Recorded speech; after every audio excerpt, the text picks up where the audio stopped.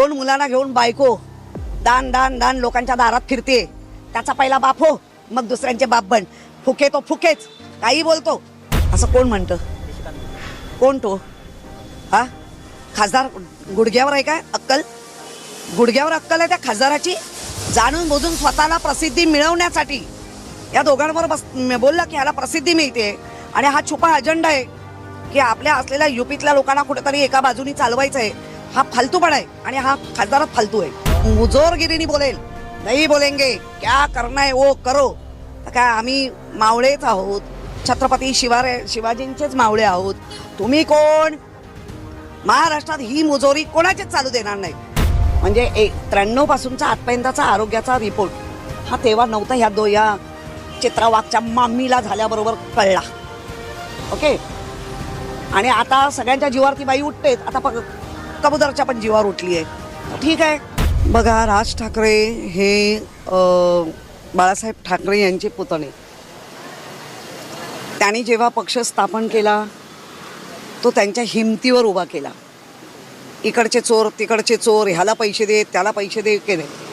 ज्यांच्यावर राजसाहेबांवर ज्यांची निष्ठा होती, ज्यांना राजसाहेबांचं काम, ते सगळे मनसैनिक सत्ता गेली 20 वर्ष नसूनही ते आजही त्यांच्यासोबत आहेत. म्हणजे मनसैनिक हे सत्तेसाठी नक्कीच नाही.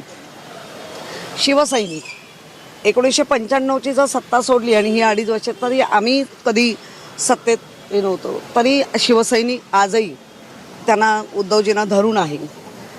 ज्या पद्धतीने गेले आहेत गद्दारांकडे, ते का जात आहेत, कशासाठी जात आहेत, त्यांच्यात तोंडून ती उत्तरं येत आहेत. आम्हाला फंड मिळत नव्हता, आम्हाला हे मिळत नाही, आम्हाला ते मिळत नाही. याचा अर्थ तर आता जगाला, देशाला, मुंबईकरांना कळलं आहे, जे गद्दारी करतील त्यांना फंड मिळणार. बरं, फंड मिळालं तर फंडाचं काम होतंच असंही नाही आहे. याचा अर्थ फक्त आणि फक्त भ्रष्टाचार करा, या आणि करा.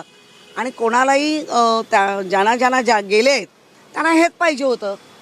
त्यामुळे राजसाहेबांचं कौतुक की त्यांनी कधी दुसऱ्याचा कोणाचा पक्ष फोडून, दुसऱ्याचे कोणाचे सैनिक फोडून, त्यांचे कोणाचे आमदार फोडून नेले नाहीत. त्यामुळे राजसाहेबांचं जे आत्ता मत आहे की ज्याच्याबरोबर ती सत्ता येईलच हे त्यांना विश्वास आहे. राज ठाकरे यांनी आज म्हटलंय की आम्ही 20 वर्षानंतर 2 भाऊ एकत्र आलोय, तर तुम्ही पदाधिकाऱ्यांनी हेवेदावे विसरून एकत्र यायला हवं. कुठेतरी एक प्रकारे त्यांनी आता काही राज ठाकरे साहेबांच्या लक्षात आलं असेल, काही पदाधिकाऱ्यांना जसे हे विकत घेतले जातात तसं काहीतरी लालूच दाखवून भांडणं